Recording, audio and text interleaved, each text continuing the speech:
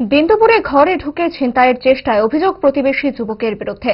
অভিযোগ, প্রতিবেশী যুবক কমল সরকার রিঙ্কু বিশ্বাসের ঘরে ঢোকে।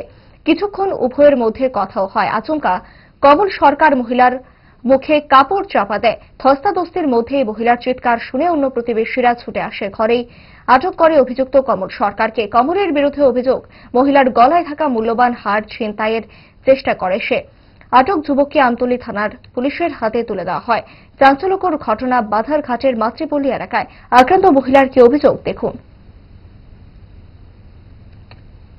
হঠাৎ করে আইছে, একটু বসে টুসে নর্মাল ভাবে কথা কইছে। কমল সরকার কমল সরকার কমল সরকার আইছে। কমল সরকার আইছে, আয়া হঠাৎ করে আমি বইছে, বইয়া নর্মালি কথা কইছে।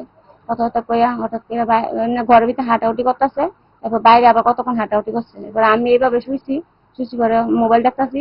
হঠাৎ করে বাইরে থেকে কাপড় টাইম নেই, আমার মুখের ভিতরে চাপাতা ধরছে, গলার চাপাতা ধরছে। আমি চিৎকার করতেছি, এরপর দিয়া আবার ধরছে চাপা দিয়া। এবার একটু সরে গেছে কাপড়টা, আবার চিৎকার করতেছি, পরে আবার চাপাতা ধরছে গলার ভিতরে, মুখের ভিতরে। আমি কি করবো, আমি তো কিছু পরে সবাই আইছে দৌড়াদৌড়ি করে। আমি চিৎকার করছি, পরে সবাই আইছে দৌড়াদৌড়ি করে। একটু আমার পাশের বাড়ি।